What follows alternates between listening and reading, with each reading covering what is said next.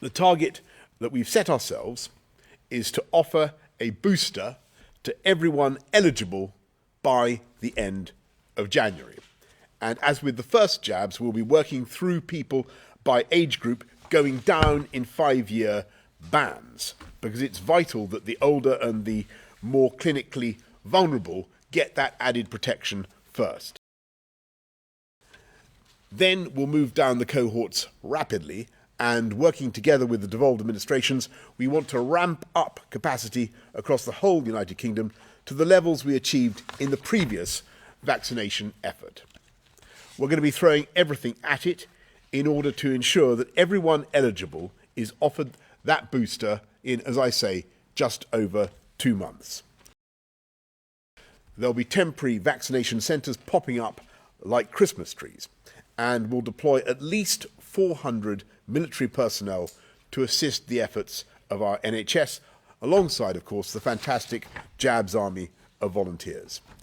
I know the frustration that we all feel with this Omicron variant, the sense of exhaustion that we could be going through all this all over again. But today, I want to stress this.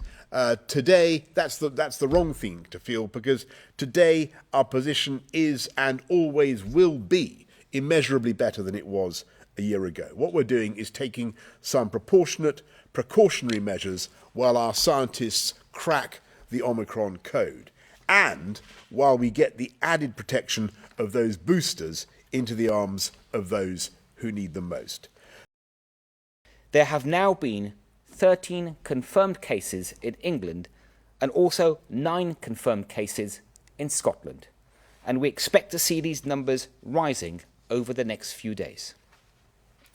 There's a lot we don't know, of course, and our scientists are working night and day to learn more about this new variant and what it means for our response.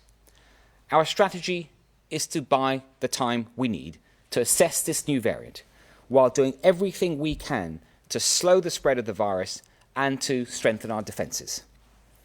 One important defence is antivirals. We've already secured hundreds of thousands of doses of 2 antivirals that have the potential to speed up recovery and to stop infections from progressing. Another, of course, is that vaccination programme.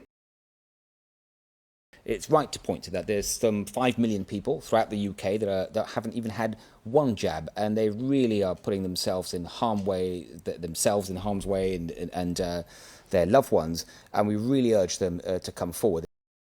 Is there likely to be community transmission? I think we have to be realistic. There is likely to be, as we're seeing in other European countries. And also, as I said earlier, that we would expect cases to rise as we now actively look for cases, because now having identified the variant and our concerns around it, UK HSA is actively looking back at anyone who's travelled to South Africa over the last 10 days or so and searching for these cases and taking action, of course, if they find them. I mean, we haven't ruled out anything. I've got to tell you. I think another lockdown of the kind that we've had before is extremely unlikely. I'll be upfront with you about that. But we keep everything under constant review in our fight against the Delta variant. We think that it's basically been going our way, or going the way that we planned. So you're seeing, although cases remain high or high-ish, you're seeing a decline in the numbers of admissions to hospital and a decline in the number of deaths, and that's the crucial thing that we've been following. So at the moment, we see no cause to move to Plan B.